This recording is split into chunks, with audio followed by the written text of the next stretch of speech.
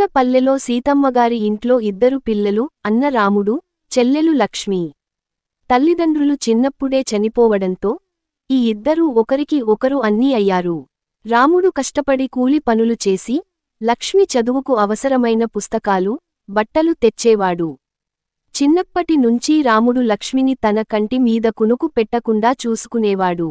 నువ్వు పెద్ద డాక్టరు అవ్వాలి లక్ష్మీ, ఈ ఊర్లో ఒక్క డాక్టరు కూడా లేడురా అని కలలు కనేవాడు. లక్ష్మి కూడా అన్న మాటకు మించి ఏదీ అనేది కాదు.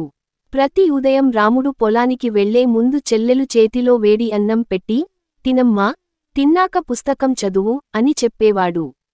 లక్ష్మి స్కూల్కి వెళ్లేటప్పుడు అన్న తన పాత సైకిల్ పై ఆమెను తీసుకెళ్లేవాడు. రోడ్డంతా వారిద్దరి నవ్వులు, మాటలు, అన్నీ ఒక పల్లె పచ్చని చిత్రంలా కనిపించేవి. సంవత్సరాలు గడిచాయి. లక్ష్మి ఇంటర్ పూర్తి చేసింది.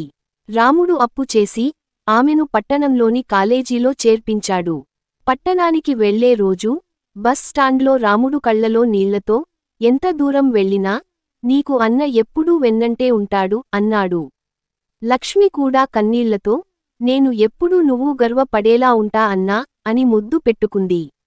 కాలేజీ చదువు పూర్తయింది. లక్ష్మి డాక్టర్గా ఉద్యోగం సంపాదించింది. మొదటి జీతం వచ్చిన రోజు రాత్రి పొద్దుపోయే వరకు బస్లో ప్రయాణించి ఊరికి వచ్చింది. అన్నకు కొత్త చొక్కా, కొత్త గడియారం తెచ్చింది.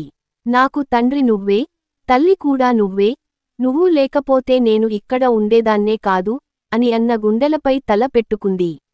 ఆ రాత్రి రాముడు గుండెల్లో గర్వం, ఆనందం, తృప్తి కలగలిపి ఉండగా, వెలుపల పల్లె ఆకాశంలో నక్షత్రాలు కూడా వారికి ఆశీర్వాదం చేస్తూ మెరుస్తున్నాయి.